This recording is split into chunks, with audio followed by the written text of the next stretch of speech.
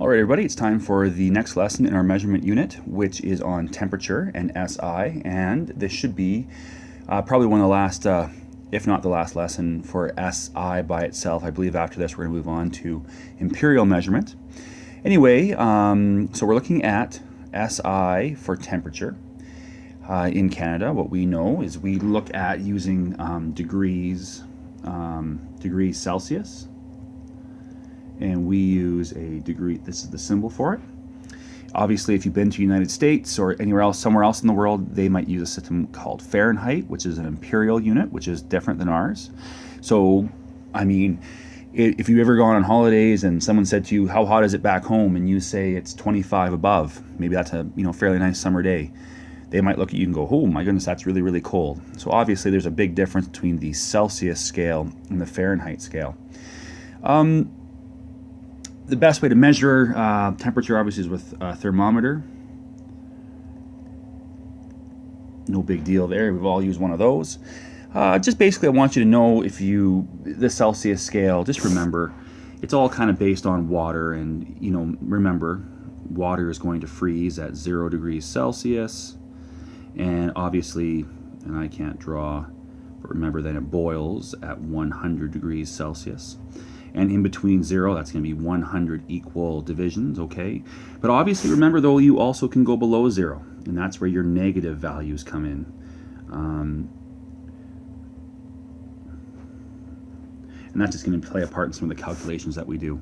Nonetheless, here, though, I mean, that's a typical thermometer. Just remember, you can go above 0, you can go below 0, and that's basically it. We're used to this system very, very well.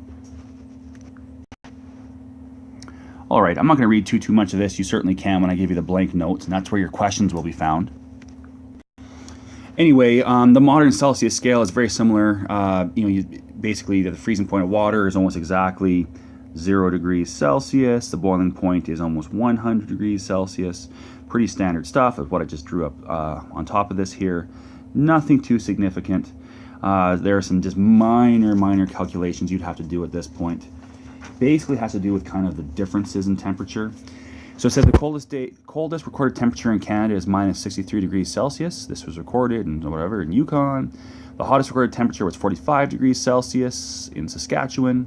What is the difference between these two temperatures? Well, difference, when you talk about math, difference always means subtract. And what we're going to do here is you like to always take the large and you want to minus the small, or the greatest, take away the least. So the largest was going to be, or the hottest, was 45 degrees Celsius. Take away minus 63 Celsius. Now please remember there's one trick here. You have subtract and negative, and maybe in your junior high days you learned that when you have subtract and a negative, they must both become positive. So the difference here is 108 degrees Celsius. In other words, if you had a thermometer, and here's 0 degrees Celsius, 45 would be up here, give or take, minus 63 would be down here somewhere, and we know that if we counted, there would be 108 division, or 108 degrees between those two temperatures. Go on to another example. One day last spring, this is pretty minor. I really shouldn't even do this to you here, but just talks about the average temperature. One of them was on one time the max temp was 13, the lowest temp was -7. Whenever you find an average, all you do when you want to find an average, you take your values given and you add them, and then you divide that by the total number of values. So in this question, the two temperatures were given were 13 degrees Celsius added to -7 degrees Celsius. Yes, you have to count that negative. And there were two measurements in total, or two values.